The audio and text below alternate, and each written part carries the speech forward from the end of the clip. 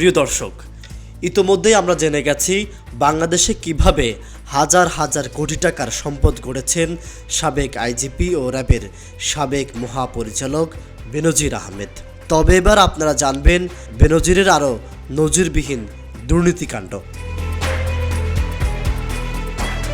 হাজার কোটিতেও অর্থের ক্ষুধা না মিটলে বেনজির খুঁজতে থাকেন দুর্নীতির নতুন পথ। তাই দেশের গণ্ডি পেরিয়ে বেনজির বিদেশের মাটিতেও গড়েছেন ব্যবসার খুঁটি। সিঙ্গাপুরে তার আছে সোনার ব্যবসা, কিনেছেন থাইল্যান্ড ও মালয়েশিয়াতে বিলাসবহুল জমিও।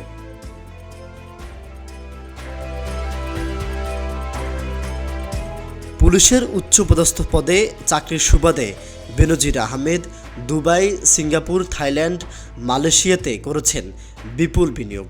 দুবাইয়ে যার রয়েছে শত কোটি টাকার হোটেল ব্যবসা।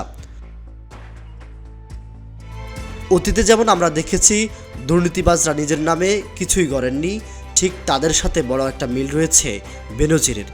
তিনিও নিজের নামে না গড়ে স্ত্রী, কন্যা ও আত্মীয়দের নামে গড়েছেন সম্পদের বিশাল পাহাড়। সব জায়গাতেই স্ত্রী দিশান মির্জা, শ্যালক মির্জা মনোয়ার রেজা, দুই মেয়ে ফারহিন রিস্তা বিনতে বেনজির ও তাহাসিন রাইসা বিনতে বেনজিরের নামে বিনিয়োগ করেছেন। অনুসন্ধানে বেরিয়ে এসেছে দুবাই শহরের কেন্দ্রস্থল মাকতুম স্ট্রিটে বিলাসবহুল কনকর্ড হোটেল অ্যান্ড সুইটসে মোটা অঙ্কের শেয়ার রয়েছে বেনজিরের।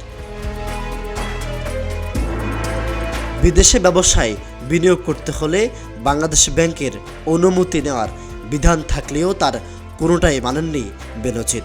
সাম্প্রতিক সময়ে ডলার সংকটের কারণে বিদেশে বিনিয়োগে অনুমোদন না দিলেও এমন সংকটাপন্ন সময়ে টাকা পাচারের মাধ্যমে দেশের অর্থ লোপাট করেছেন বেনজির।